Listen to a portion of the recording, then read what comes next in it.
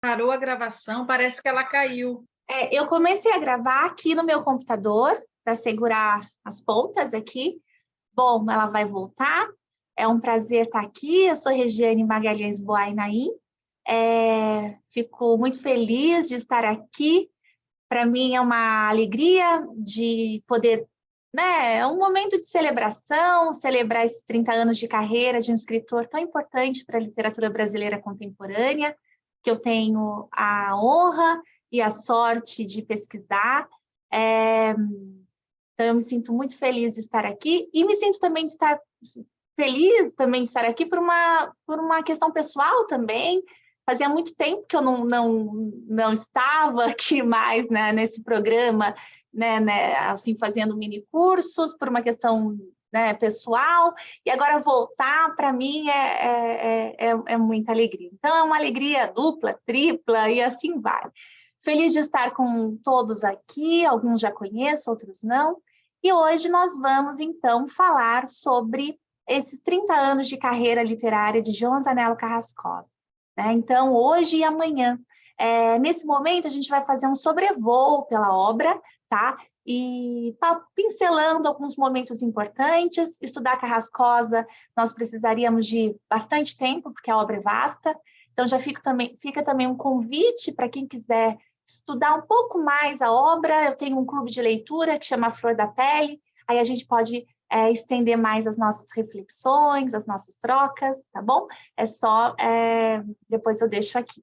Eu vou compartilhar com vocês a minha tela, que preparei para nós refletirmos sobre essa contística tão rica, tão extensa, né?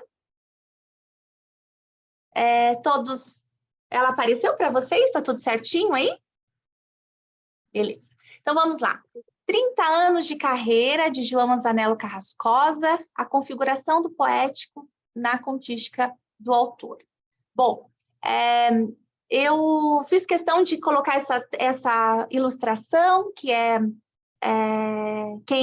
quem conhece bem a obra sabe que essa é uma ilustração daquela água toda, que é aquele conto da Cosaque Naif, coletânea de contos da Cosaque Naif. Foi por essa obra que eu entrei na obra de Carrascosa, né? Então, para mim, ela é muito significativa e decidi trazer aqui para nós, né, para ilustrar essa capa do nosso mini curso, tá? Bom,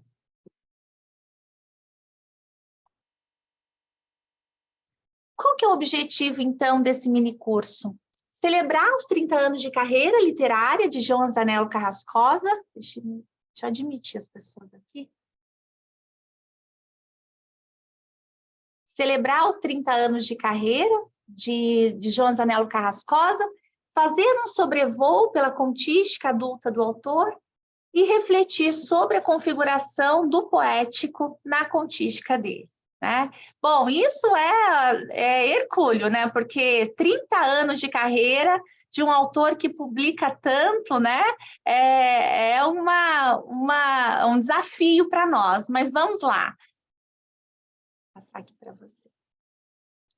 Antes de nós começarmos aqui, eu trago um fragmento já antigo, saiu o Paiol Literário, que o Carrascosa vai falar um pouco da literatura e comunhão com o outro. Quem conhece a obra dele sabe que isso é uma coisa muito cara para ele, né? Essa comunhão com o outro. Isso está na obra como um todo, né? Essa relação eu e outro, ela não é uma relação de distanciamento, ela é uma relação de estreitamento, a ponto de, em algum momento, virar uma amálgama entre eu e outro. É uma comunhão mesmo, né?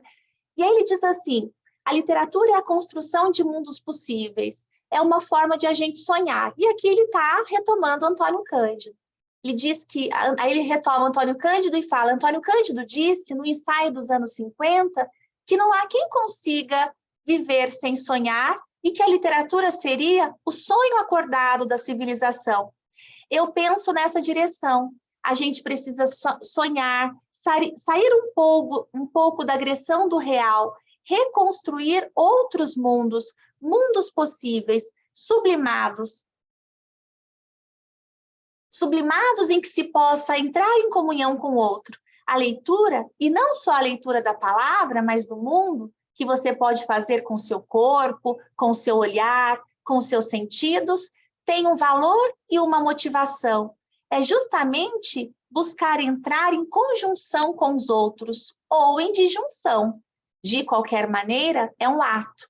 Uma ação não é uma contemplação, é uma oportunidade de decifrar a si e ao mundo.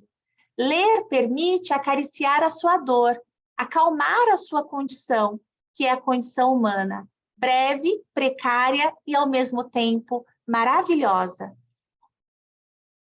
É também se iluminar ou se escurecer. Ler é buscar a sua própria compreensão do mundo, de si mesmo, e, num segundo instante, buscar essa conexão com o outro. A literatura só tem sentido nesse caminho. Então, a leitura é uma forma de empatia, de aproximação, pode ser distanciamento também, mas tenho a esperança de que seja de aproximação. Bom, eu gosto muito desse fragmento que saiu, é antigo, de 2011, mas aqui o Carrascosa faz uma síntese, né, do que é para ele a leitura. Né? E quem conhece a obra dele percebe que é exatamente isso que é tratado ficcionalmente, né? Colocado na sua obra, essa comunhão com o outro, essa literatura muito corpórea, né? De entrar em comunhão com o outro, que se dá por todas as vias corpóreas, né? Então, pela visão, pelo tato, né? Pela escuta, pelo silêncio, ler o silêncio, né? Sentir o silêncio. Então, a gente percebe isso na obra dele. Bom, a gente só consegue passar para o outro aquilo que é nosso.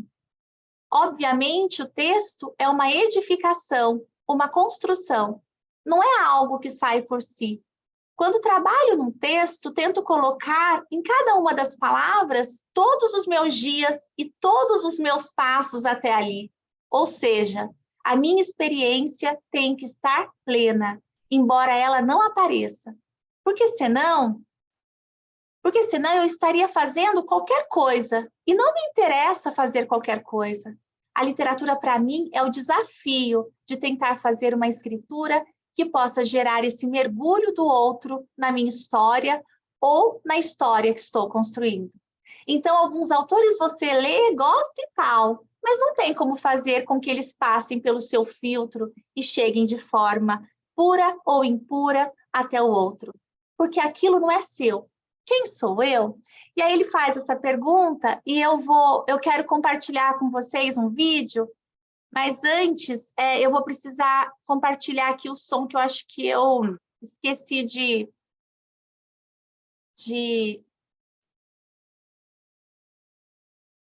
de compartilhar na hora que eu fui o áudio. Então, eu vou compartilhar de novo e aproveitar e admitir as pessoas aqui.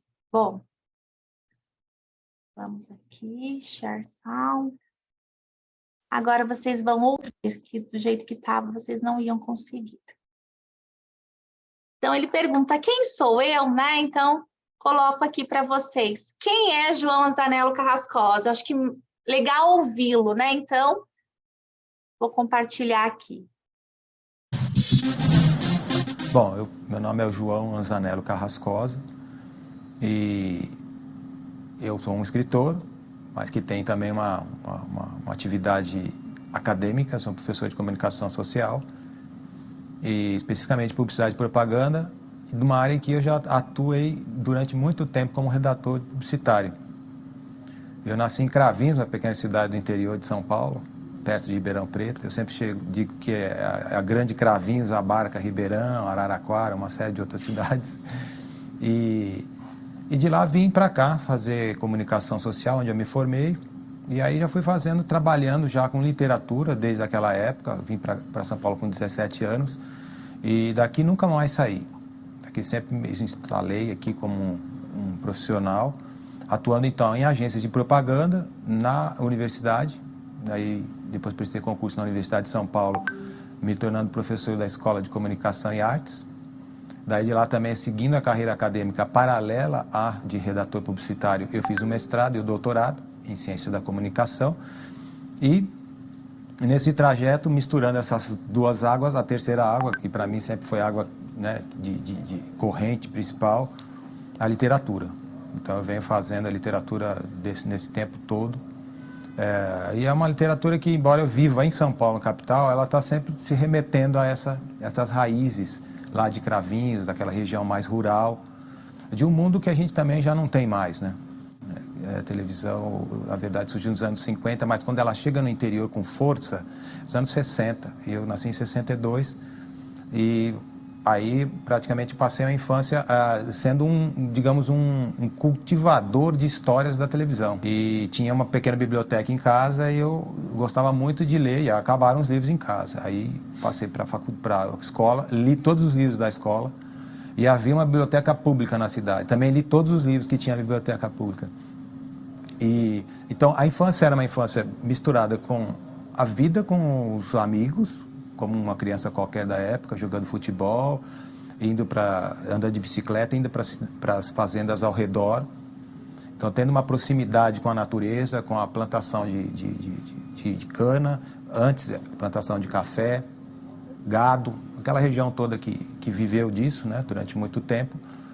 E ao mesmo tempo fazendo uma imersão na literatura. Eu já gostava muito de ouvir histórias. E com a chegada da televisão, eu lembro que nos anos 70 surgiu a televisão colorida, e eu lembro da primeira televisão que apareceu na cidade, todo mundo foi na casa do sujeito para ver essa televisão, era a Copa do Mundo, e eu assistia muito novelas, porque é uma outra forma de você também estabelecer histórias, né, de você partilhar histórias fora dos livros.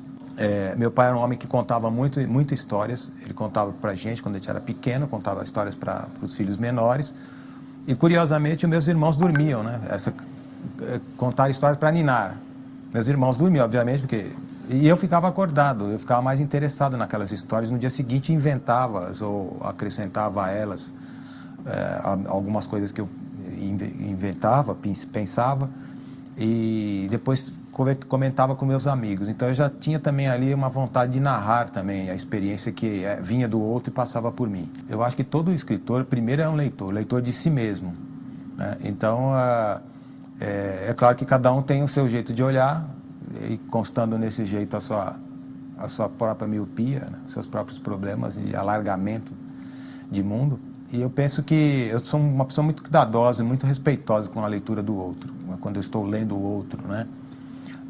Não só o texto do outro, mas como também o outro como uma escritura à minha frente. E isso me passa para a literatura, né? Quando eu vou ler as coisas que eu escrevo, eu vou ler as coisas de outro, eu procuro refinar esse olhar de leitor que admira muito a expressão do outro, porque ela é diferente da sua. O que eu sinto que a minha literatura vem trazer é eu diria sempre uma observação para com as relações. Me interessam muito a relação das pessoas, uma com as outras, a relação cotidiana, próxima, e não a social também, claro, quando você faz um panorama maior para ver o mundo, para discutir sistema, para olhar com uma outra lente a vida. Mas essa lente maior que você dispõe muitas vezes na sua frente, ela tem que anteceder, ela tem que ser posterior à sua lente inicial, aquele que está diante de si. Então, eu acho que isso marca a minha maneira de fazer literatura. Isso eu sinto que é uma espécie de registro, né, que você vai fazendo e que vai formatando ou vai criando o seu contorno como escritor. A sua obra vai ganhando aqueles traços, aqueles relevos mais fortes à medida que você vai fortalecendo essa sua obsessão, porque na verdade todo escritor tem essa obsessão. A minha, e que acaba então sendo a profundidade daquilo que eu faço, é sempre focando na relação humana, na condição que é maravilhosa e ao mesmo tempo é precária do ser humano. À medida que eu escrevo, por vezes você está construindo ou está reconstruindo a sua própria história, a sua travessia que você, de certa maneira, está ali delineando. Então, por vezes, você quer contar algumas coisas da tua história, e aí alguns pontos, e aí você é um contador de histórias. Por outras vezes, você está preocupado com o registro da tua história. E aí você é mais um narrador. Tudo vem daquilo que eu tenho necessidade de contar, aquilo que me força, me empurra a escrever. Por vezes vem esse mundo que já passou, um mundo rural, um mundo que desapareceu, e por vezes me vem o mundo da metrópole, que é o mundo que a gente vive numa cidade grande há muitos anos, há mais de 30 anos, mas sempre o tempo, seja lá ou seja cá, é um tempo vagaroso, não é um tempo veloz, porque é o tempo das pessoas se olhando face a face. Às vezes você é impactado por uma realidade muito contemporânea, e você presentificada, e você quer responder a ela. E às vezes você é acionado por algo muito teu lá fundo, que trabalha com a tua memória. Por isso eu acho que sempre a literatura é uma espécie de declaração para com o outro. E muitas das vezes uma declaração de amor. Um tempo que você passa ali se dedicando para que outro possa também ter ainda uma imersão naquele universo. Uma geração de escritores, eu acho que ela se faz em função de traços, eu não digo só estilísticos ou temáticos, ou preocupações, né, conjuntas. E eu sinto que a gente vive um tempo de muitas indefinições, e a gente é de gerações no sentido de que aparecemos no mesmo tempo. Então alguns tratam mais no âmbito social, a sua literatura, outros mais, como eu, nas inter-relações, o mundo mais intimista, o mundo mais interior, que também depois impacta o social, porque é o iniciante, né, de tudo, é a semente. Então, nesse sentido, você tem, eu acho que, digamos, se eu pertenceria a uma geração de plural, de escritores de muitas naturezas. É dinâmica, né? Essa relação com os nossos pares, aqueles que também estão escrevendo ao mesmo tempo que nós, estão vivendo a mesma realidade, estão passando pelo mesmo ser-tempo. Bom, aí nessa fala, Carrascosa vai falar trazer para nós algumas marcas da sua obra, né? Então, essa proximidade, ele vai falar um pouco né, desses pares, né, que estão pensando na literatura brasileira contemporânea, esses autores que vão tratar do social, e ele vai colocar, o viés dele é mais intimista, as relações são, né, no cotidiano, as pequenas coisas, aquilo que está muito fora o privado, do ser, né? Aquilo que é miúdo, aquilo que está nesse interno. Então ele narra não um grande acontecimento e nem alguma coisa relevante socialmente, não é isso. Ele vai tratar aquelas miudezas do ser, né? Isso vai aparecer na obra dele desde a estreia, né? Carrascosa, a gente fala que ele tem duas estreias, porque ele tem a primeira, que é de 1992, que é As Flores do Lado de Baixo, que é uma obra infanto-juvenil. Nesta obra, Carrascosa como se fosse uma narrativa mítica, explicando aí, trazendo como surgem as pedras preciosas, né? Já a obra de estreia, né, que é considerado oficialmente, assim, a gente vai ver, é Hotel Solidão, 1994. Então, eu até brinquei com ele esses dias que a gente teve, do ano passado, nós teríamos até 2024 para celebrar, porque tem duas datas de estreia aí. Bom, então, Hotel Solidão é uma obra de contos, nós temos 8 contos aí. Nesses 8 contos, nós vamos ter as marcas de Carrascosa, o que a gente reconhece hoje, o estilo, as questões de linguagem, né, que nós reconhecemos, então a epifonia, o silêncio, né, então isso já vai aparecer, isso já aparece aqui em Hotel Solidão. Sobre a obra infanto-juvenil, ela é muito eclética e teria que ter um curso longo para isso, porque cada obra é um mundo aqui.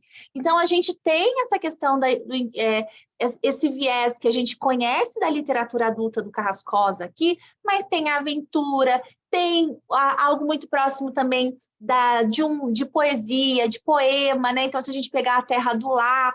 Então, assim, é um mundo a explorar, muita coisa que quem é professora de educação infantil, Fundamental 1, Fundamental 2, sabe essas coisas assim? Porque geralmente quando a gente pensa em Carrascosa na sala de aula, essas obras adultas vão para os anos finais do ensino fundamental 2, né? E a gente tem muita coisa a se explorar também nessas obras infanto-juvenis. Então, aqui rende um curso só disso, porque é um mundo aqui. É uma delícia essa parte aqui da obra dele. Bom, então, o que a gente tem? A gente vai ter, olha a quantidade de produção. As Flores do Lado de Baixo, 1992, De Papo com a Noite, A Lua do Futuro, Zoo Mágico, O Jogo Secreto dos Alquimistas, Quadradinho e Redondela, Histórias para Sonhar Acordado, Ladrões de Histórias, Aprendiz de Inventor, O Menino que Furou o Céu, O Homem que Lia as Pessoas, que é belíssimo, é lindíssimo, assim, é uma obra infanto-juvenil de uma... maravilhosa, assim, adultos ficam encantados com essa obra, recomendo. Meu Avô Espanhol, A Terra do Lá, Prendedor de Sonhos, A Vida Naquela Hora. A Vida Naquela Hora também vem com tudo que a gente conhece do Carrascosa ali, né, dessa coisa as epifanias do dia a dia, da vida cotidiana, nós vamos ter aqui na Vida Naquela Hora. Vendedor de Sustos, Parque Encantado, junto com uma ilustração belíssima do André Sandoval. É demais. Caixa de Brinquedo, Vamos Acordar o Dia, que também tem uma pegada da linha única. Então, quem conhece a linha única na literatura né, adulta, vai aqui encontrar Vamos Acordar o Dia com a mesma proposta de haikais, de micronarrativas. E o belíssimo Caleidoscópio de Vidas, né? E tem um projeto arrojado que na própria... A gente vai falar dele ainda, mas na própria ilustração, um trabalho tanto com a ilustração como projeto gráfico. Então, a gente vai tendo um caleidoscópio de vidas, na materialidade tem um caleidoscópio, nas narrativas que se entrelaçam, na cor. Então, é um livro belíssimo. Eu peguei a foto aqui do Adriano Catanzaro, né, que ilustrou essa obra, para vocês terem uma noção, né, essa obra ela abre, ela fica enorme, fica grandona, assim, e aí tem a cidade do Rio de Janeiro, né, num momento em que está acontecendo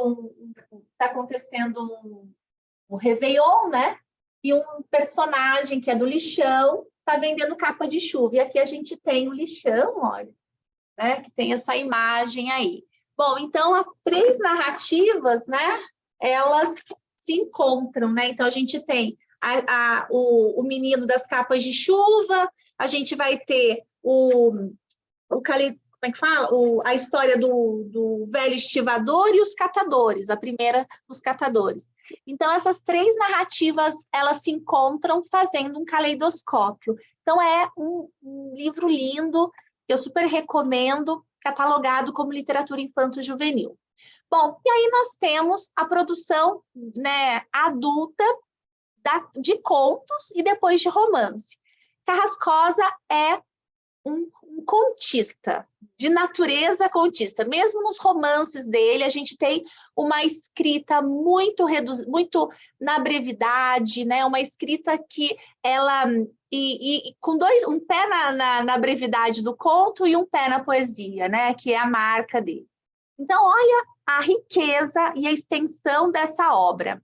1994, Hotel Solidão, depois 98, Vaso Azul, 2002, Duas Tardes, 2004, Dias Raros, 2006, uma antologia, que é o Volume do Silêncio, 2010, Espinhos e Alfinetes, 2011, Amores Mínimos, 2012, Aquela Água Toda, 2016, Tempo Justo, 2016, Diário das Coincidências, 2016, Linha Única, 2017, Catálogo de Perdas, 2018, uma outra antologia, segunda antologia, né, de não inéditos, 2020, nós temos aí Conto para uma Só Voz, 2020, pandemia, né, Utensílios para a Dor, 2021, Tramas de Meninos, 2022, Uns e Outros.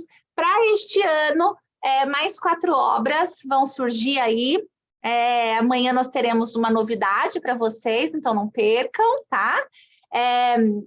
Então, é um autor que produz muito e tem uma contística muito vasta, assim. A gente tem anos, né, de 4, 3 obras, é bastante coisa, né? Então, essa riqueza. E mesmo produzindo muito, quando a gente fala, nossa, mas 4 obras no ano, 3 anos, 3 obras no mesmo ano, o cuidado, né, e essa perfeição dessa contística que não perde, ele não perde essa linha, né? Então a gente vê que ele tem um estilo bem marcado, né? E sempre experimenta, tá? Então ele marca o seu estilo, mas a gente percebe uma evolução dessa contística. Bom, romance, 2013, aos 7 aos 40, 2015, Caderno de um Ausente, depois a trilogia do Adeus, depois, 2019, Elegia do Irmão. Quem conhece Elegia do Irmão vai saber que tem um conto que chama Dora. O conto Dora, ele está no Volume do Silêncio, que é o conto inédito que está lá no Volume do Silêncio. Ele é, vamos dizer assim, o embrião dessa Elegia do Irmão, né? Aqui a gente tem uma irmã que fica doente, tem essa relação, e lá a gente já tem isso desenvolvido num conto. Então, a gente consegue reconhecer aqui, né, esse diálogo, essa transformação, ou no conto Dora, um embrião do que vai ser depois desenvolvido em romance, em Elegia do Irmão. Armazém do Sol, que é de 2021, e Inventário do Azul, de 2022, que é a obra do ano que vem. Este ano vai ter uma novidade, que vai ter a segunda parte do Inventário do Azul, né, que é um romance também. Bom, então, ao longo desses 30 anos, né, com essa obra vasta, né, esse premiado escritor, já vou mostrar os prêmios dele, né, ele se dedicou muito ao conto. E mesmo quando ele estava no romance, o romance dele tinha muito a pegada do conto, né, por conta da brevidade. Mesmo a trilogia, se a gente for pegar cada livro, é curto, né? Então, a gente percebe que ele é de uma natureza contista, né, por natureza.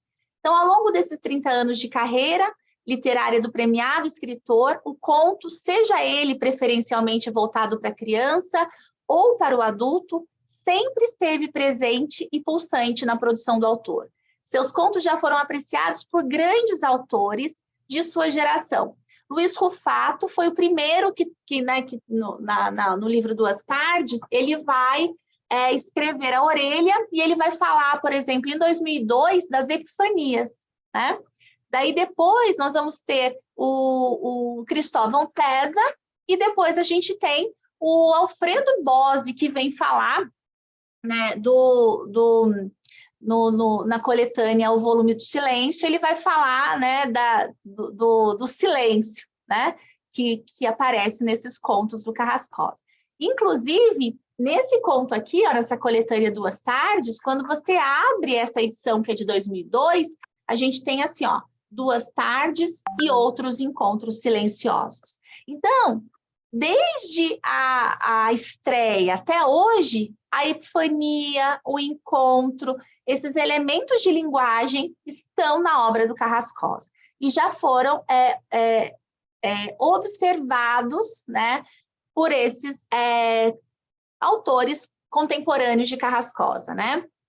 Bom, então, esse trabalho todo do Carrascosa, ao longo desses 30 anos de carreira, lhe rendeu alguns dos mais importantes prêmios literários, né, do país, e também prêmios internacionais. Eu coloquei aqui alguns prêmios, então tem o Jabuti, Biblioteca Nacional, o APCA. Do Jabuti, o Carrascosa, ele recebeu o primeiro Jabuti em 2007. Lembrando que o Volume do Silêncio foi lançado em 2006, em 2007 ele recebe o Jabuti, né, na categoria Contos. Em 2013, ele ganha o Jabuti também contos com aquela água toda, né, que é de 2012. E em 2015, ele fica em segundo lugar com o Caderno de um Ausente. Então, né, pensando na premiação aqui no Brasil, o livro, o conto do Carrascosa, né, pensando no Jabuti, que é a, né, grande premiação brasileira, a contística foi premiada, né? E detalhe, quando a contística dele foi premiada, que foi em 2007, ele já estava com uma trajetória desde 1994, porque essa contística, o Volume do Silêncio, ela é uma contística de não inéditos, que foi publicada de 1994 a 2004.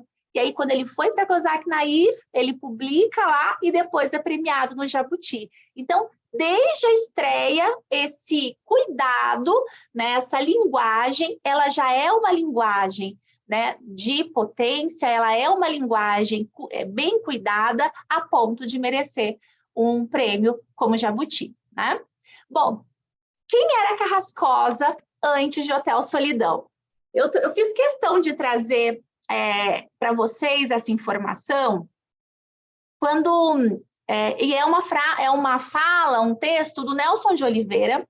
Nelson de Oliveira, ele que organizou o Volume do Silêncio, né? Quando Carrascosa foi lançar o Volume do Silêncio na Cosaque Naif, ele fez a seleção, a organização e escreveu o pós-fácil, né, que lhe deu o nome de Aumente o Volume do Silêncio, né?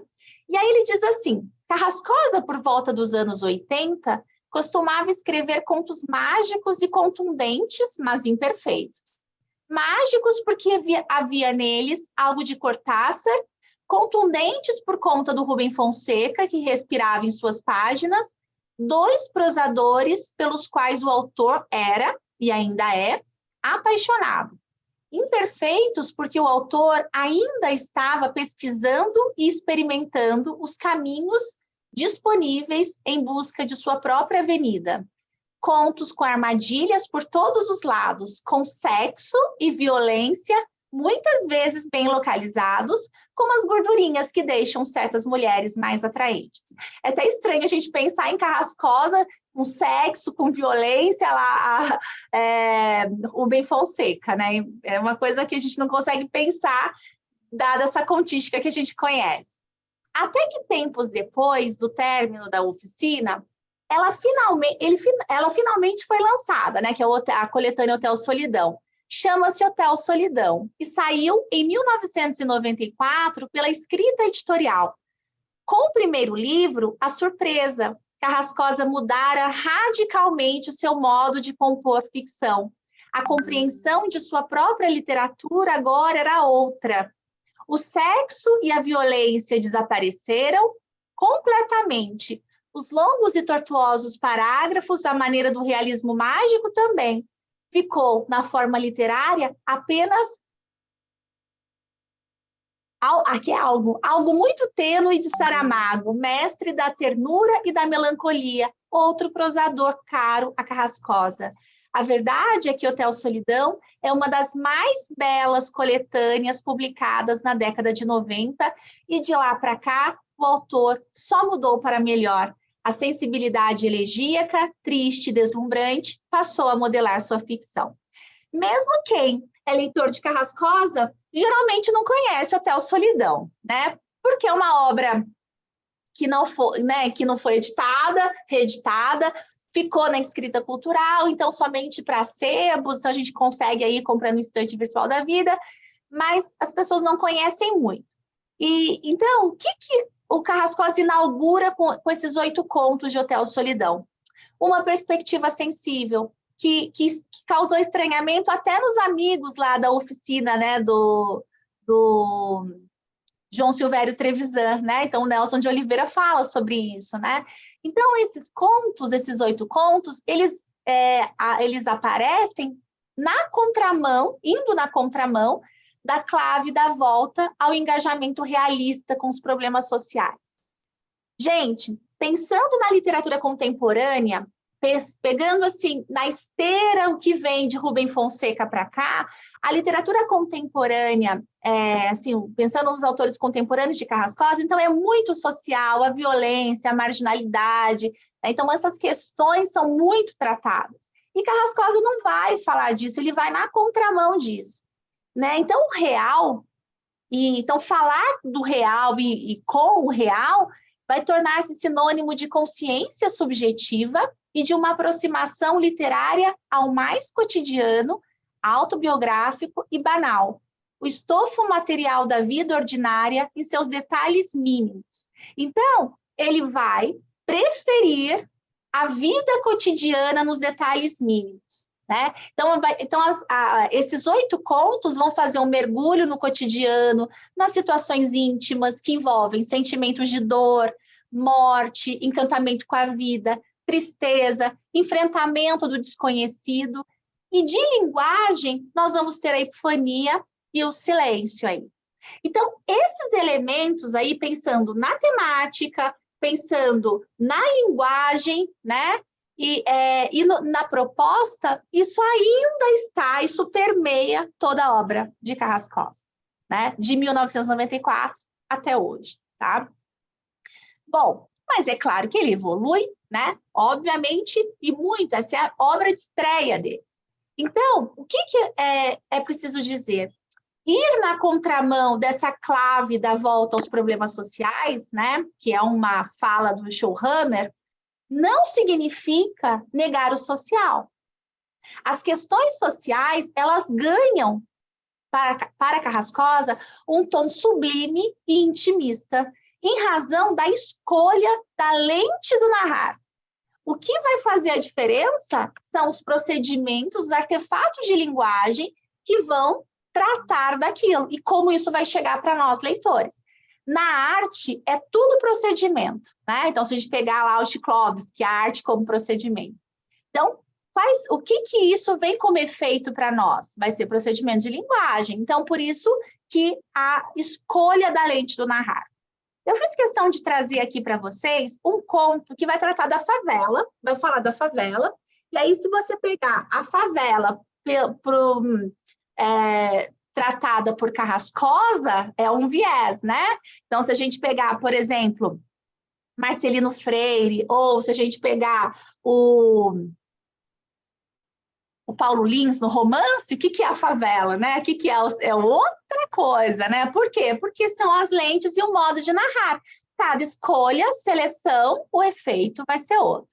Então, eu trouxe aqui, a imagem não ficou boa, porque hoje eu queria tirar uma foto, mas o tempo fechou, e aí ficou escuro, mas eu vou ler para vocês, e aí vocês vão tentar acompanhar por essa imagem um pouquinho escura.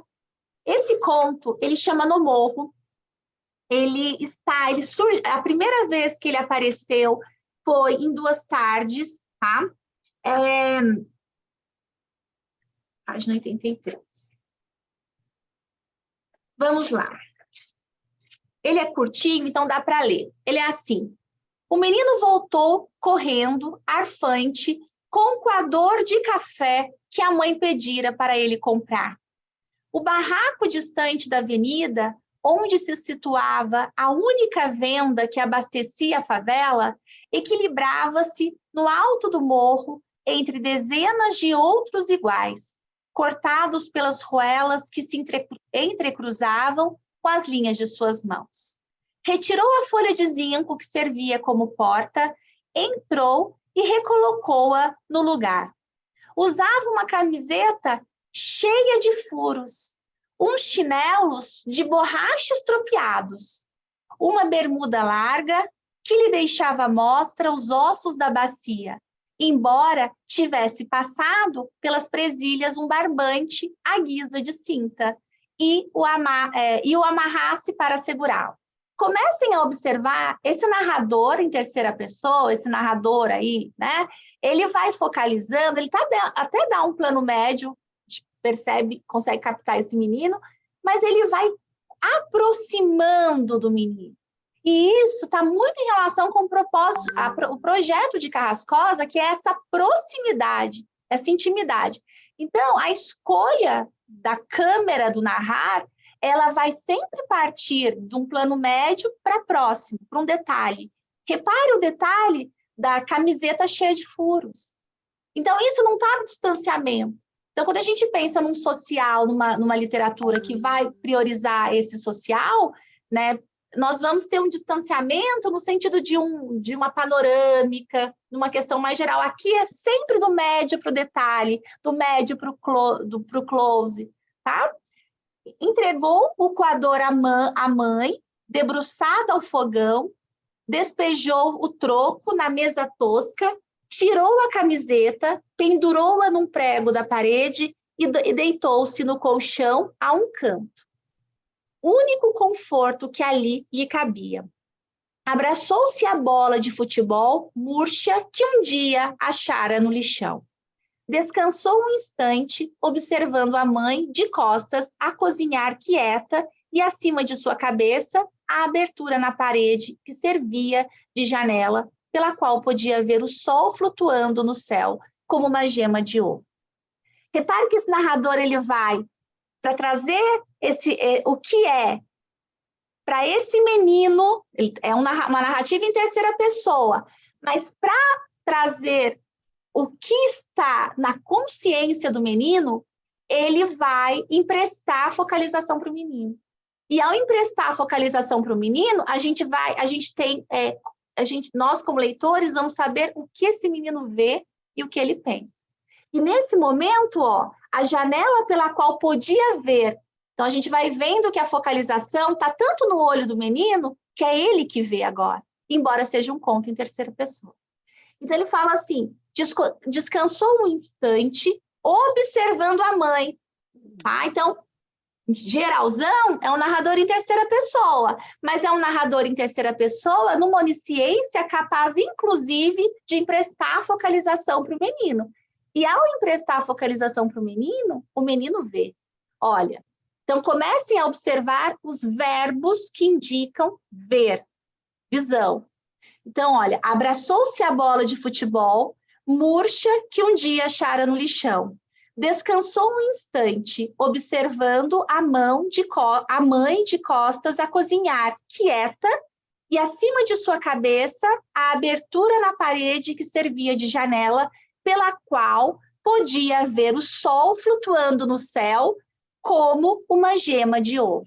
Esse como uma gema de ovo é pela consciência do menino. E é aí que desponta para a gente as comparações e as metáforas em Carrascosa. Nesses momentos de conjugação de focalização. Né? O verão iluminava as águas da baía lá fora, enquanto ali dentro o calor sufocava o suor e o suor lhe manava a face.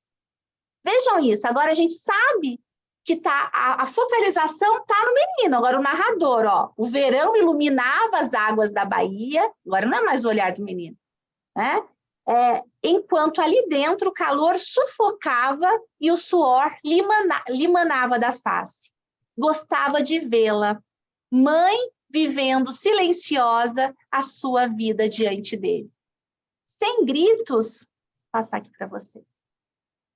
Sem gritos e resmungos, assim como ele à frente dela. E tanta era a força de seu olhar que a mulher sentiu como se lhe ardesse uma brasa na nuca e virou-se desconfiada de que os anos a tivessem iludido e, ao girar de repente, encontrasse não o seu menino, mas um homem, quase a bater a cabeça no teto. O homem que ele seria um dia, não a criança de agora, e que imperceptivelmente a usina de seu corpo gerava. O que você está olhando? É a primeira fala que tem, o primeiro diálogo, perguntou ela. Nada, ele respondeu. A mãe o examinou, olha a focalização agora, na mãe. A mãe o examinou como quem descasca uma cebola. Olha esse olhar da mãe. É isso que Carrascosa vai fazer. Essa intimidade, ela está muito no jogo desse empréstimo de focalização.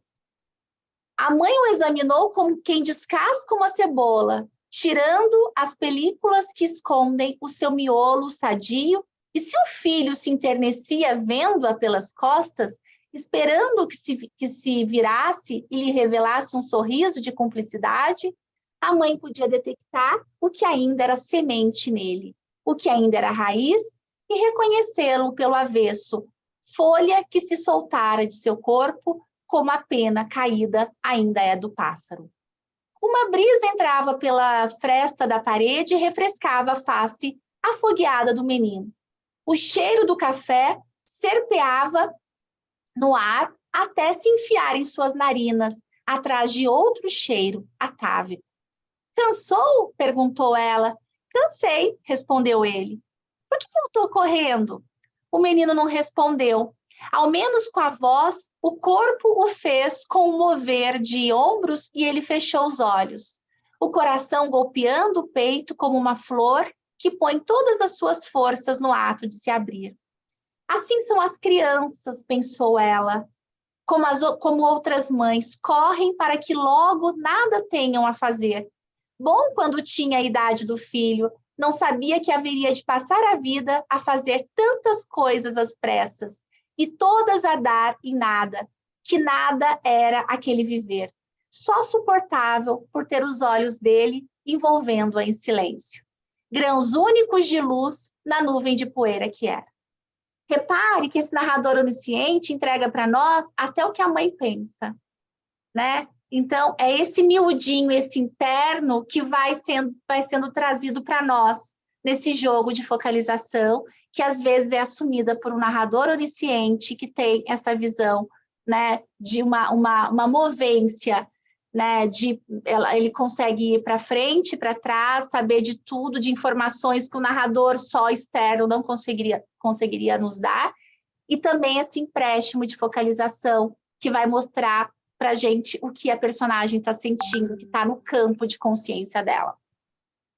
Então, vê se descansa, ela disse. Está nessa página aqui. Então, vê se descansa, ela disse, o pano de prato entre as mãos, já se voltando para o fogão. Às vezes, pedia ao menino para escolher o arroz, enquanto cuidava de fazer o milagre do dia, encontrar no meio dos poucos víveres o que fazer para lhes matar a fome. E ele ajudava, catando os marinheiros, as pedrinhas, as cascas secas, descobrindo inesperadamente um jeito de esquecer das coisas com as quais sonhava e nunca lhe chegavam às mãos. Agora imóvel, ele ouviu os sons que nasciam da favela, o tilintar de uma caneca, o chiar de um rádio, o vozerio das mulheres que passavam lá fora com latas de água na cabeça, e o separava com as sujeiras do arroz, atento para não perder nenhum, compondo com aqueles ruídos sua percepção momentânea do mundo. Lembrou-se da caixinha de lápis de cor e do caderno que ganhara das mulheres, que, vez por outra, vinham ao morro, distribuir entre as famílias umas cestas de comida, uns brinquedos, uns remédios. Levantou-se abrupto, atendendo ao chamado urgente de seus sentidos. Ergueu o colchão e pegou, debaixo dele, a caixinha de lápis e o caderno amassado, uns cantos roídos pelos ratos, umas folhas ainda em branco. Vou desenhar lá fora. A mãe virou-se um minuto atrás dele, parecia se entregar ao sono, e agora estava de pé, de forma que ela ficou confusa, como se tivesse passado muitas horas entre seu movimento de retomar ao fogão, dando as costas ao filho. E esse revê-lo outro, serelépido, a ponto de pensar que ela mesma é quem dormira de pé e ele, com sua presença sólida, a acordara. Tudo bem, disse ela, lá fora está mais fresco. Ele removeu a folha de zinco, saiu para o beco e, quando ia recolocá-la no lugar, ouviu a mãe dizer, em parte, para tê-lo à mão, em parte, para arejar a casa. Pode deixar aberta. À entrada do barraco havia uma saliência no chão para impedir que a água da chuva arrastasse barro para dentro. Ali, o menino sempre se punha a ver a baía brilhando ao sol lá longe. O vai-vem da gente, subindo e descendo, descendo o morro, a noite aterrissando sobre todas as coisas, as luzes da favela acendendo aos poucos, aqui, ali, lá embaixo. Sentou-se, abriu o caderno, pegou o lápis. Vejam essa descrição processual. Sentou-se, abriu o caderno, pegou um lápis da caixinha e pôs-se a desenhar. Então, a gente começa a observar que olha como essa câmera não é de um distanciamento, né? Então, sentou-se, abriu o caderno, então, a gente vai vendo a mãozinha, o detalhe, pegou um lápis, né? O calor atordoava, mas o vento circulava pelas ruas do beco e vinha dar naquela ruela onde ele colhia mais uma tarde de sua vida. E era vento tão vigoroso que entrou-se em cerimônia no barraco, derrubou umas ripas de madeira e chegou até a mãe diante do fogão. Ela sentiu com gratidão aquele frescor e girou o corpo como se pudesse ver o vento, como se ele fosse um conhecido que ali chegasse para saudá-la. Mas se não o viu, invisível que era, o visível agarrou-se aos seus olhos como imã. Emoldurado pelo retângulo da porta, estava seu menino. Olha isso, emoldurado, é como se a focalização é tanto nela que ela vê o menino na moldura. Emoldurado pelo retângulo da porta, então pensa na lente, né? Na lente da câmera, agora na mãe. Emoldurado pelo retângulo da porta, estava seu menino de costas, a cabeça baixa, a nuca semicoberta pelo cabelo, as espáduas magras, os cotovelos dobrados, a bermuda abaixo da cintura, revelando o rego das nádegas. Comoveu-se ao vê-lo desse ângulo, que realçava ainda mais a sua fragilidade. A ele não tinha nada a oferecer, senão a sua muda resignação. A comida que nem sempre conseguia comprar com os caraminguás das esmolas, a vida sem esperança. Às vezes, em desespero, tinha desejos de se atirar à frente dos ônibus que passavam velozes na Avenida Beira-Mar, mas um fiapo de sonho a impedia. E lá estava ele, inconsciente de sua força, sem saber que a semelhança de um prendedor no varal segurava a existência dela como uma roupa seca.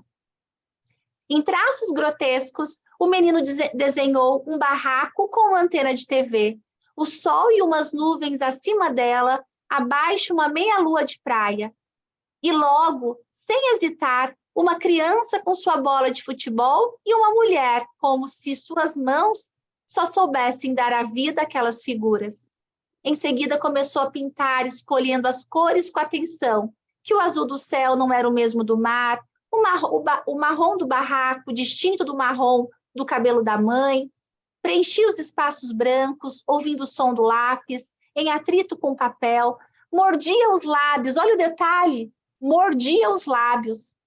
Então, estão vendo a câmera aí, gente? Ó, mordia os lábios, punha a língua de fora, virava a cabeça para avaliar o resultado. Então, a gente vai vendo a cena, essa cena viva, né? Falava consigo mesmo, como se explicando a alguém as suas escolhas. Então, escutou o rumor que vinha lá dos lados da venda, um burburinho distante e o som de vidro se estilhaçando. Um novo estampido, e ele ergueu a cabeça, observou as ruelas de terra coleando pelo morro. E como nada via, só a enganadora solidez dos barracos encompridou os olhos para a baía que se estendia ondulante lá embaixo. Soaram outros estampidos e logo novas saraivadas. Na certa era alguém soltando foguetes. Gostava quando os homens comemoravam a vitória dos seus times de futebol. De repente rompia o foguetório, os morteiros subiam no céu, puxando um rastro de fumaça e explodiam ensurdecedores. E lá vinham outros e outros e outros. Mas esses deviam ser foguetes diferentes. Não havia fumaça, o ar continuava inviolado, vibrando de doer a vista. A mãe, junto ao fogão, nada ouviu senão o chiar das cebolas dourando no fundo da panela. Os estampidos ao longe cessaram, ecoaram em seguida os gritos e o estrondo de um tropel que se aproximava. Podia ser a turma da escola Podia ser a turma da escola de samba que vinha à noite ensaiar, mas era cedo demais, o sol ainda esplendia as alturas. Lápis na mão, o menino queria continuar a colorir seu desenho de volta à sua vida, mas os estampidos recomeçaram e a eles agarraram-se a uns gritos que vinham rumo aos barracos mais altos. De súbito, uns rapazes passaram correndo pelo beco em fuga. O menino nem sequer pôde ver quem eram, e já no encalço lhe seguiam os policiais armados aos gritos. Pega, pega! O menino ouviu os outros estampidos, e antes que os policiais sumissem morro acima, sentiu algo beliscar seu peito. Encostou-se na parede de madeira do barraco, inesperadamente sem forças, uma estranha queimação nas costas. O caderno lhe escapou da mão e caiu sobre o peito. De um instante para o outro, os olhos lhe pesavam. Estava com sono, cansado de ter corrido até a venda, o estômago rumorejando de fome. A boca começou a lhe saber a ferrugem, o peito ardia e ele suava tanto que o corpo se ensopara. As vistas se escureciam, mas havia pouco ainda era tarde, o sol fulgurava como a noite chegara tão depressa. Olha o discurso indireto, livre, né? Que vai trazer o que ele está nesse momento, o último pensamento dele. O que estava acontecendo? Um vulto se inclinou sobre ele. Não conseguia distinguir seu rosto, mas sabia, era a mãe. E ela o abraçava com força. Podia sentir suas costelas magras e sua boca de café. Ouviu umas vozes longínquas, um bulício, e experimentou uma sensação de torpor, de tristeza, de solidão. Queria dormir, mas não o deixavam. As costas doíam, os braços e as pernas pesavam como pedras. Começou a tremer. Tentou dizer à mãe que sentia frio, mas não lhe saíam palavras. Parecia que ela o embalava no colo e o levava para dormir no colchão. Onde estava a bola, queria pegá-la, mas faltava-lhe força. Abriu a mão, o lápis de cor caiu na terra, ouviu outro estampido remoto. Depois, o zunir do vento, desfolhando as páginas brancas de seu caderno, tingidas do mais vivo vermelho. Bom, esse é um viés social que Carrascosa traz com a lente que consegue trazer a intimidade. Então, tudo vai estar no artefato de linguagem que vai fazer isso, o que vai poder trazer uma questão mais social ou que vai trazer algo daquela realidade, mas do ponto de vista da experiência de um ser individual, né? E com isso, a nossa relação com essa realidade chega à experiência, né? Bom, então, Hotel Solidão, ele vai trazer para nós, esse conto que eu li está em 2 tardes, era só para justificar a questão dessa clave aí, né, na contramão da clave do engajamento realista. Aqui em Hotel Solidão, a gente vai ter 8 contos, o mais conhecido é Caçador de Vidro. Por quê? Porque ele aparece no volume do Silêncio e depois vai aparecer na Estação das Pequenas Coisas. Os outros contos, dificilmente as pessoas conhecem, tá? Carrascosa chegou a fazer do Caçador de Vidro, que é uma narrativa em que vai acontecer apenas uma viagem de um filho com o pai para comprar vidros, assim, é como se fosse de uma cidade a 1 hora de distância, assim, muito rapidinho, falar, vamos ali comprar vidro com o pai, e o filho vai. Então, não é um grande acontecimento para quem está de fora, mas para o menino né? Então, o que ele vai trazer para nós é a experiência de perceber a vida, né? Nessa viagem totalmente banal, né? Uma viagem corriqueira. Como o Caçador de Vidro entrou na coletânea O Volume do Silêncio, Carrascosa fez alterações. Então, ele fez alterações nessas versões, então eu coloquei aqui para vocês, estão apenas os 2, pai e filho, no Voyage branco, que vai a 100 por hora pela rodovia dos Bandeirantes. De certa maneira, são também desbravadores. Não vão a passeio, não, fazem jus à estrada que percorre. Não vão a passeio, mas a negócio. precisam de vidros para a casa que o pai está reformando.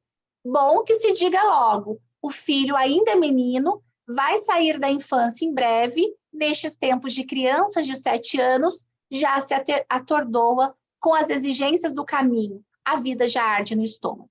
Essa é a versão, o início do conto, na versão em 94, de Hotel Solidão. Ele vai excluir isso que está em laranjinha e fica assim lá no volume de silêncio. Estão apenas os dois, pai e filho, no carro branco que vai a 100 por hora pela rodovia dos Bandeirantes.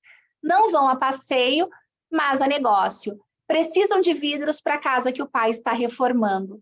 Bom que se diga logo, o filho ainda é menino. Vai sair da infância em breve, nestes tempos de criança de 7 anos, já se atordoa com as exigências do caminho. A vida já arde no estômago. Bom, o que acontece? Ele vai fazer, quando a gente compara a edição do Hotel Solidão, né, que saiu em Hotel Solidão, e a que saiu no volume do silêncio, ele vai fazer 60 substituições de palavras e expressões, 11 inserções e 43 eliminações. Quando ele faz isso, parece muito, mas não é tanto assim, não. Porque as exclusões foram 43, mas não são coisas muito grandes. Mas, assim, o que ele muda traz para nós uma potência no silêncio. Porque um narrador que fala muito atrapalha a experiência nesse projeto que é do silêncio. Lembrando que o Caçador de Vidro foi compor uma coletânea que vai para o volume de silêncio. Bom, um segundo conto maravilhoso que quase ninguém conhece é Estrela do Mar. Estrela do Mar, ele não passou por nenhuma revisão, ele está no Hotel Solidão desse jeito, e o Carrascosa não mexeu, não alterou, mas eu já posso dizer que na coletânea que nós estamos organizando, vai sair Estrela do Mar. Então, Estrela do Mar vai chegar com uma revisão do autor, certamente, né? Bom, o que Estrela do Mar é? A história de uma mulher que nós a conhecemos no navio, que ela está partindo.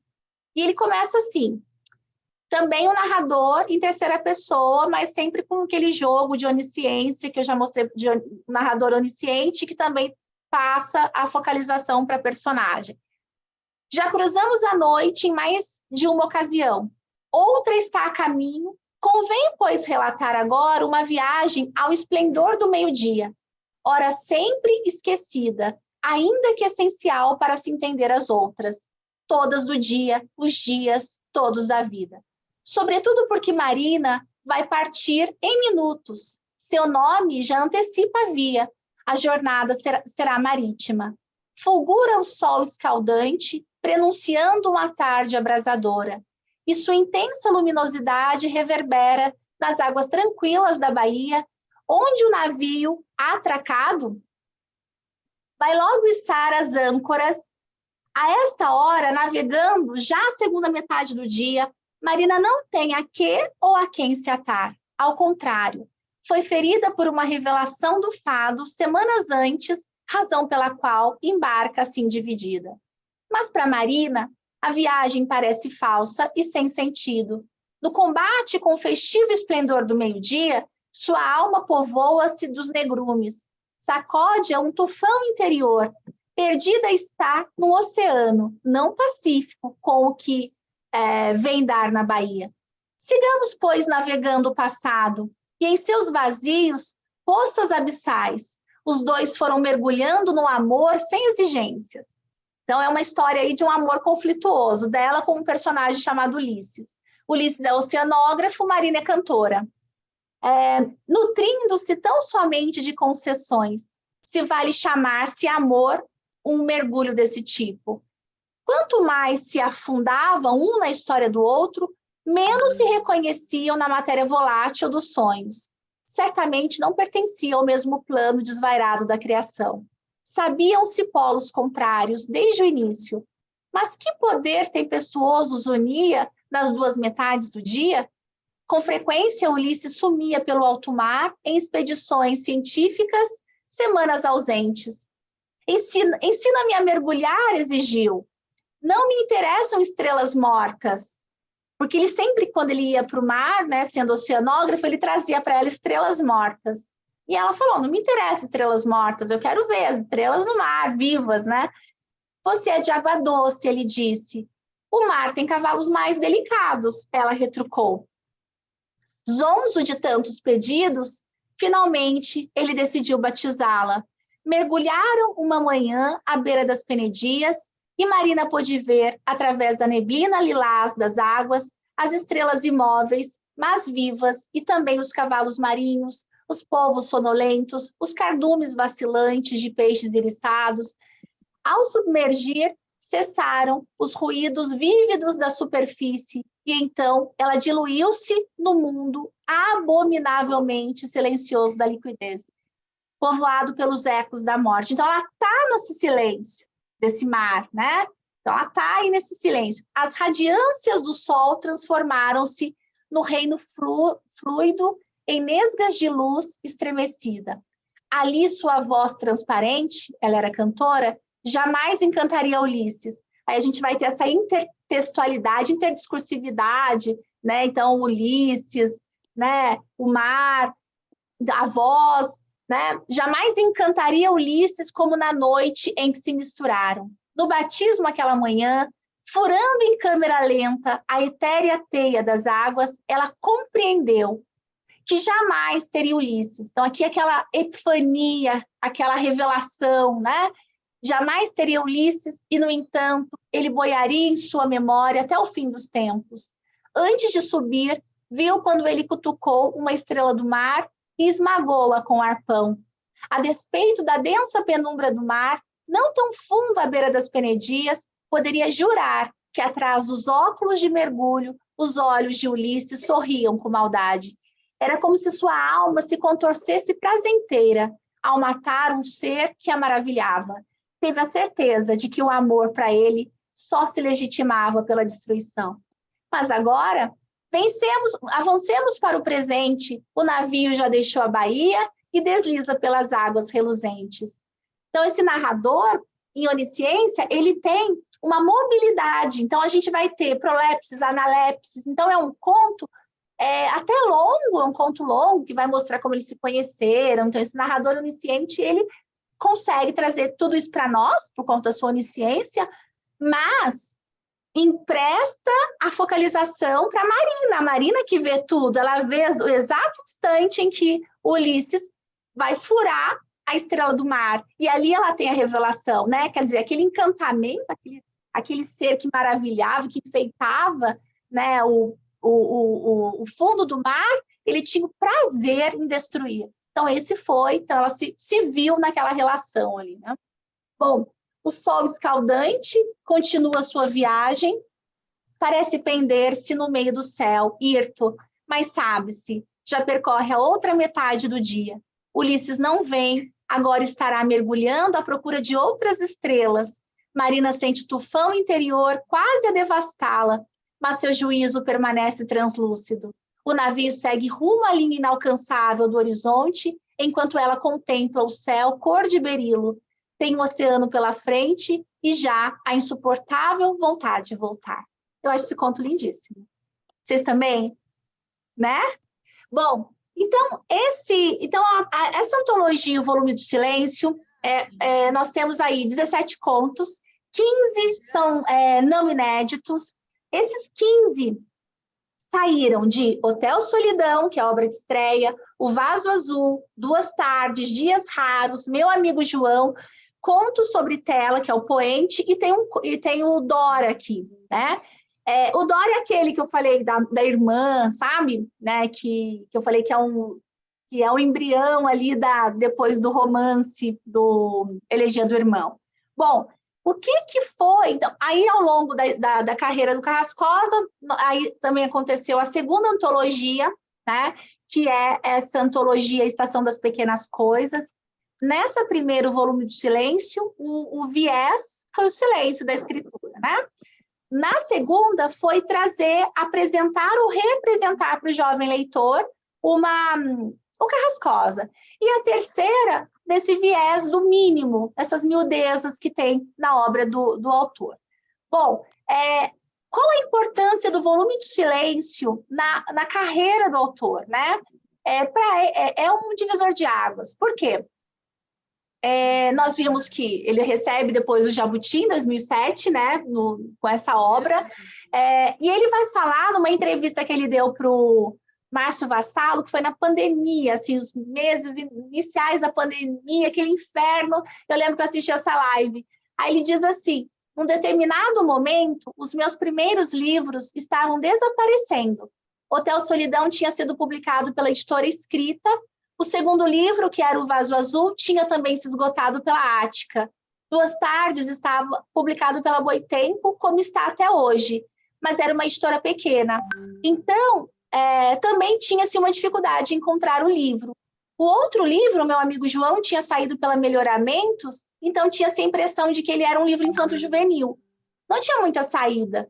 Dias Raros saiu pela Planeta, que chegou ao Brasil fazendo um estardalhaço, mas, de repente, parou de publicar os escritores brasileiros contemporâneos. E aí tinha uma dificuldade em encontrar meus livros de contos. Nesse momento, surgiu a oportunidade de eu lançar um livro pela Kozak Naif, né, que é essa editora que nós sabemos que fez essa história aí, né, e trouxe essa beleza de projeto gráfico e tudo mais. E o que eu tinha era uma antologia que o Nelson de Oliveira queria fazer até para pôr à luz de novo os meus contos desses livros anteriores, trazendo inéditos e tornar mais disponível a minha literatura contística, que até então eu só tinha trabalhado com contos. Bom, para ele foi importantíssima porque ele foi premiado em 2007, como eu falei, por uma contística que já existia de 1994 até agora, né?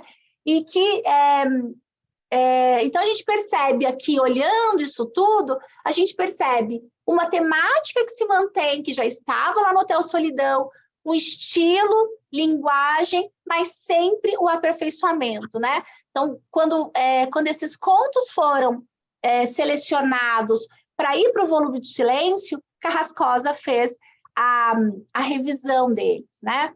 Então, e o Nelson de Oliveira, nesse volume de silêncio, faz um pós-fácil super bonito e vai dizer, né, no Aumente o Volume do Silêncio, ele vai falar dessas pequenas epifanias que já tinham sido apontadas pelo Luiz Rufato, né? Vai falar do silêncio, Alfredo Bozzi fez a orelha do livro, o Volume do Silêncio. Então, esses elementos vêm nessas marcas de linguagem na obra do Carrascosa.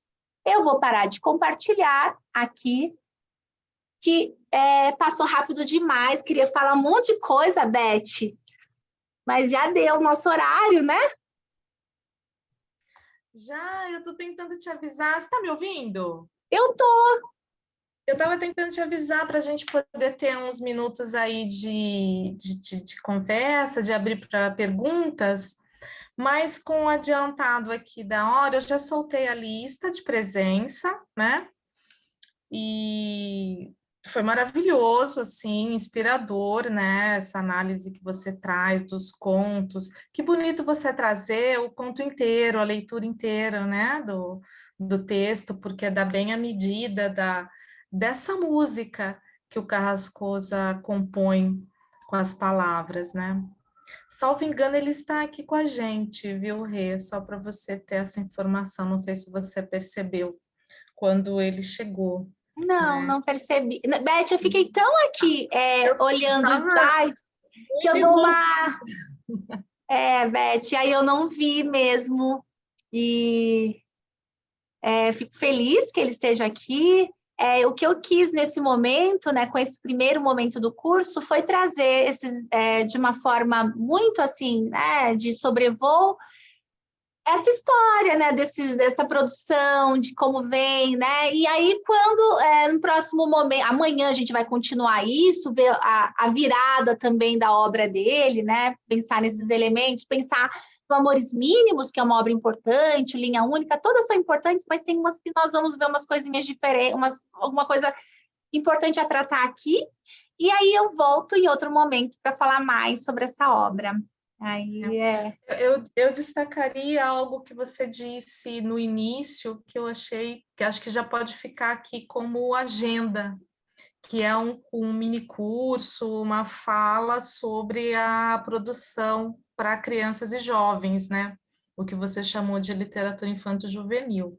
Com certeza a gente precisa te ouvir também sobre essa produção que é tão bonita, é tão importante para o Carrascosa e que a gente lê tanto aqui no programa, né? Tantos alunos, tantos mestrados, doutorandos, mesmo material para que as professoras levam para a sala de aula, né? Com essa obra. Então, acho que seria muito importante.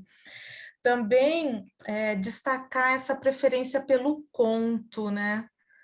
Talvez você pudesse falar um pouco mais, né? Como é que esse gênero parece que domina a obra toda. E esse ponto de virada, né, Rê? Qual que é o disparador dessa virada do projeto poético do autor e a relação com o projeto gráfico, com a materialidade do livro, né? Parece que são fenômenos que acontecem assim paralelos. Como é que você vê isso? Talvez se você pudesse fazer um breve comentário sobre essas questões que eu acho que chamaram bastante atenção de quem está te acompanhando hoje. Sim, isso tá para eu falar para amanhã também, mas eu quero...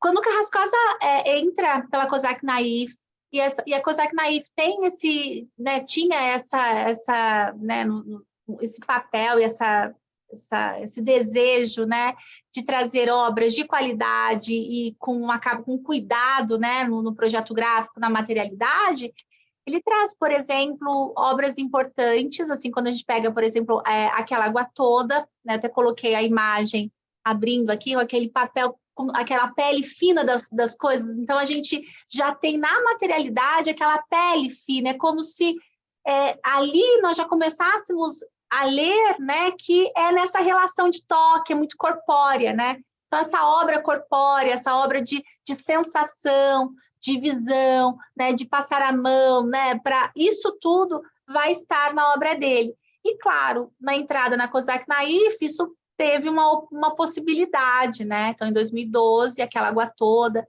Depois a gente vai ver também que eu vou falar amanhã um pouco também, que é o catálogo de perdas, um projeto lindíssimo, né? Das fotos e, né, trabalhadas e o projeto, né, da Raquel, o mesmo com a linha única, né, que ali, sem aquele projeto gráfico, né, nós perderíamos muito da obra, né? Então, a escolha do papel, né, a escolha...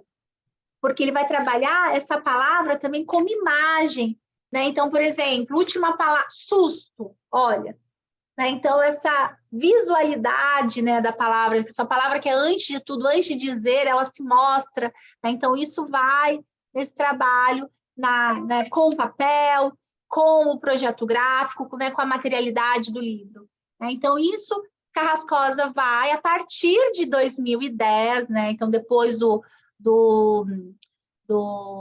Espinhos e Alfinetes, a gente vai começar a perceber mais isso na obra dele, né? Então, assim, 2012 com aquela Água Toda, depois o Linha Única em 2015, 2019, catálogo de perdas, né? Então, isso está sendo isso vem, né? 2019, essa maravilha aqui que eu mostrei no começo, que é uma catalogada como infanto-juvenil, que vai fazer esse caleidoscópio na obra, na materialidade da obra e também na narrativa, né? Trabalho com a cor também. Então, isso vai sendo uma marca também dele, né? Que, na verdade, nos primeiros anos de carreira, as obras não eram publicadas por editoras grandes, né? Então, e também acho que nem se pensava tanto isso também, né, Beth? Quando no Brasil a gente tem o boom pela Cosaque Naif, né? Então, mas isso dá um salto muito grande, né, na obra, né, nessa narrativa que vai se contando por outro viés que não só a palavra, né? Então, é isso. Verdade. Eu imagino que as pessoas tenham perguntas, comentários, né, depoimentos de leitura, porque é uma literatura que nos toca muito, mas eu queria propor que esses comentários e perguntas ficassem para amanhã, né, porque a gente já está, as pessoas já estão também saindo, se despedindo aqui pelo chat, te parabenizando demais por essa primeira aula.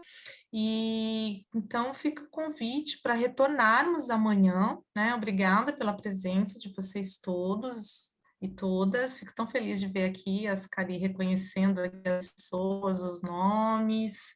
Muito bom, Coutinho, Cris, alunos, ex-alunos, pessoal que vem visitar. Muito bom. Obrigada, Rê. Que curso Imagina, eu que lindo. agradeço, viu, Beth? Obrigada pela parceria, obrigada por me convidar. Fiquei muito feliz de estar aqui, feliz de estar com você. Nosso primeiro curso, né, Beth? Né? Saiu Quantos nosso anos juntas, né? E agora que a gente teve E nesse essa momento tão oportunidade. bonito, né, de celebrar esses 30 anos de carreira, celebrar também tanta coisa, minha vida, estar aqui de volta é um momento muito feliz para mim. Então, muito obrigada para todos que estão aqui e espero que todos venham também amanhã para nós continuarmos essa conversa, tá bom? Tá Então, bom, amanhã a gente continua a celebração dessa importantíssima obra da literatura brasileira contemporânea. Beijo, pessoal, até beijo. amanhã. Um beijo, Tchau, Rê, tchau. parabéns. Obrigada. Tchau, Obrigada. tchau. Tchau.